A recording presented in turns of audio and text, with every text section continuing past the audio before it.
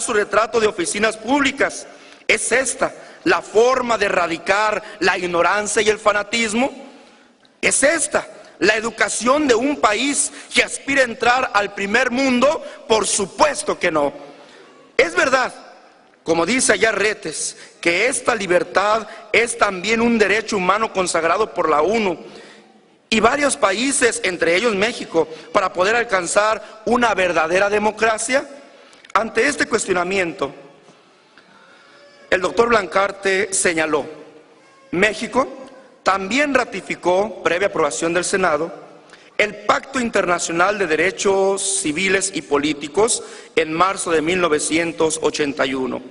En el artículo 18 de dicho pacto se repite al pie de la letra el primer párrafo del artículo con el mismo número de la Declaración Universal de Derechos Humanos.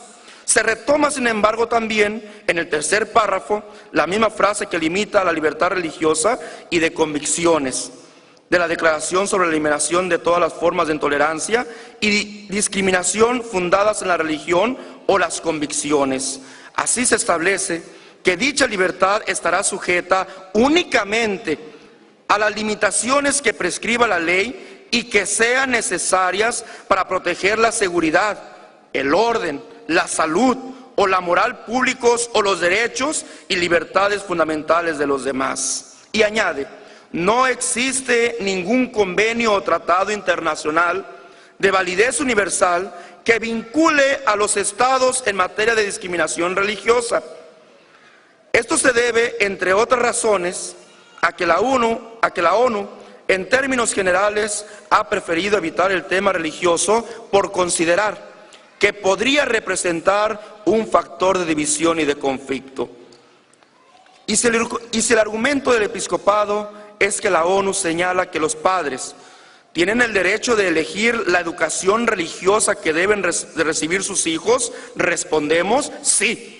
Pero como lo discutieron los países en la aprobación del artículo 5, dentro de la familia y no dentro de las escuelas de carácter público, ya que es en el seno familiar donde se aprenden los valores y los principios.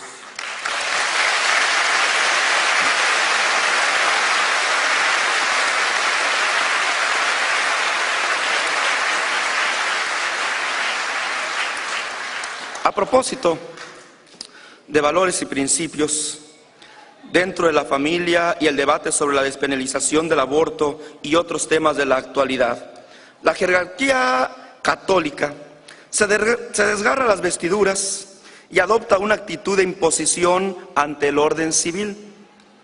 John Locke señaló con precisión: el orden eclesiástico no tiene derecho de imponer al orden civil. De igual manera, el filósofo judío Spinoza refiere la imposibilidad de gobernar la conciencia del hombre. Olvida la jerarquía católica que el ser humano tiene libertad de conciencia para decidir lo que mejor le conviene. Libertad de conciencia que el mismo creador del universo le otorgó, dejándole la facultad de decidir. Platicaba hace unos instantes con algunas personas del Presidium y les comentaba que cuando Dios creó al hombre, al inicio de toda creación, Dios le dio a él una indicación sobre las cosas buenas que podía hacer y las cosas malas que no podía hacer. Y le da permiso para que él participe de todos los alimentos de los árboles que había en aquel huerto, pero pone un árbol y le dice: de este árbol no vas a comer, porque el día que tú comas de este árbol, de cierto este día vas a morir. No podemos negar que cuando el hombre estaba participando de aquel fruto, Dios estaba siendo testigo de aquel acto.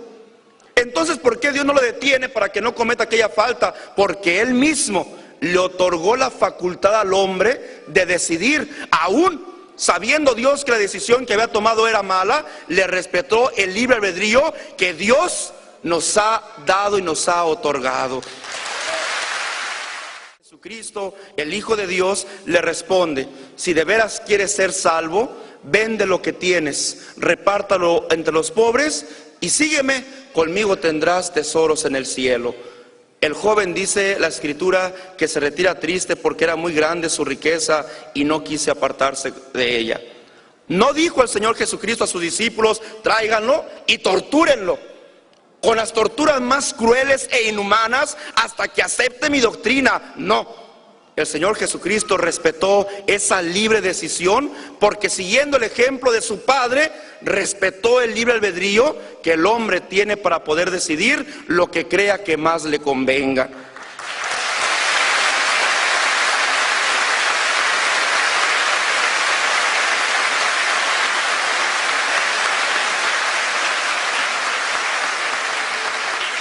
Conviene aquí recordar el pensamiento liberal de Melchor Ocampo, quien dijo: si todo mundo ocupa un sacerdote para ejercer su libertad de conciencia, entonces es el sacerdote el que ejerce su libertad de conciencia.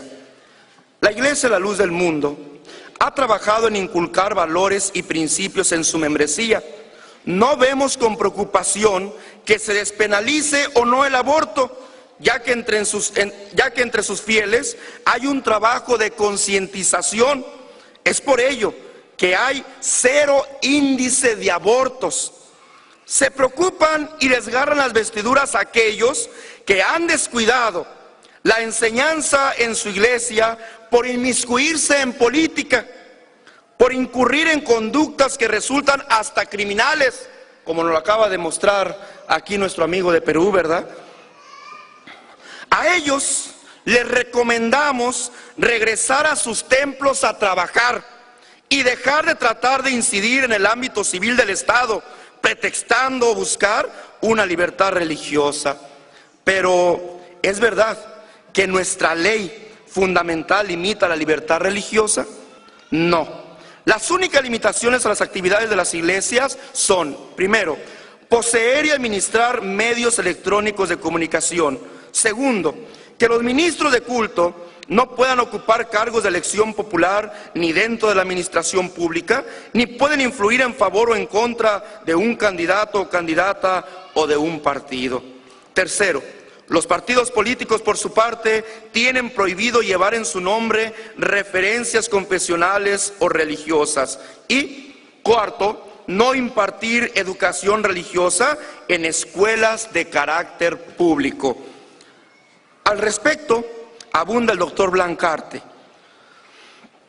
La limitación al derecho de voto pasivo, que todavía existe en la actual legislación, para los ministros de culto pudiera ser considerado por algunos como una forma de discriminación por motivos religiosos. Sin embargo, las limitaciones a los ministros de culto todavía existentes en la legislación mexicana son consideradas por otros no como una forma de discriminación, sino como una exclusión derivada de la necesidad de mantener separadas las actividades políticas y religiosas. De la misma manera que se excluye por motivos similares la participación en política de los militares en activo.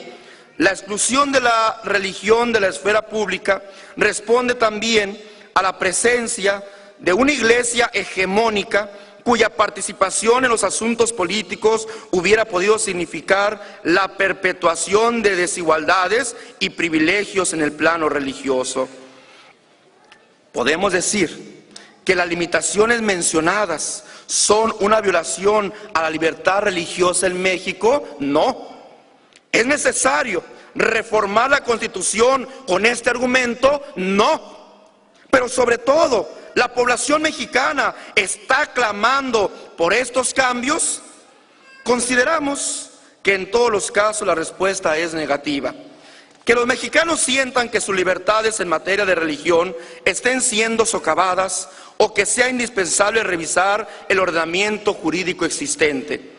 Ante las desmesuradas y desafortunadas propuestas del episcopado mexicano para alcanzar una verdadera libertad religiosa, la jurisdicción norte de la Iglesia, la luz del mundo, comprometida con la consolidación del Estado laico y el absoluto respeto a nuestra Constitución, comparte con ustedes las siguientes consideraciones y propuestas del decálogo para consolidar la verdadera libertad religiosa.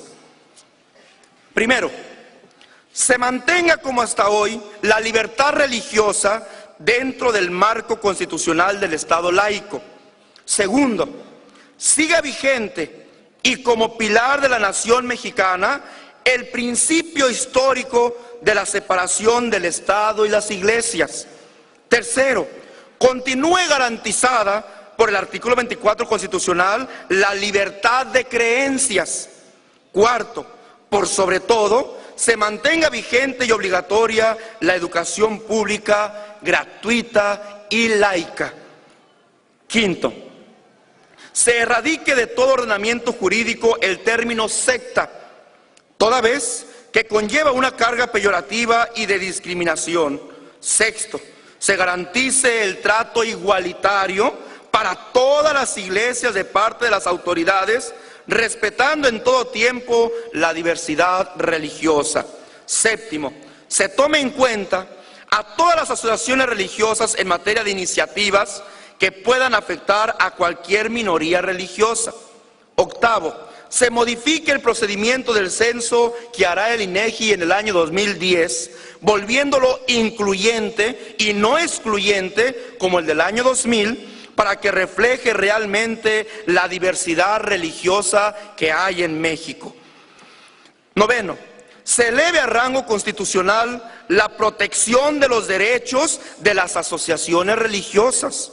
Décimo, se forme dentro de la Dirección de Asociaciones Religiosas una comisión que investigue y sancione toda forma de agresión, violencia física o verbal e intolerancia por motivos religiosos. Por todo lo anterior expresado, exigimos categóricamente no a las pretendidas reformas de la jerarquía católica, respeto absoluto al Estado laico. Muchas gracias.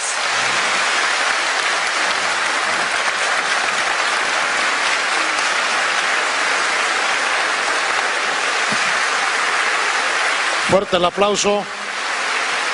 Esta es la propuesta que hace la jurisdicción norte de la Iglesia La Luz del Mundo. Respeto absoluto, absoluto respeto al Estado laico.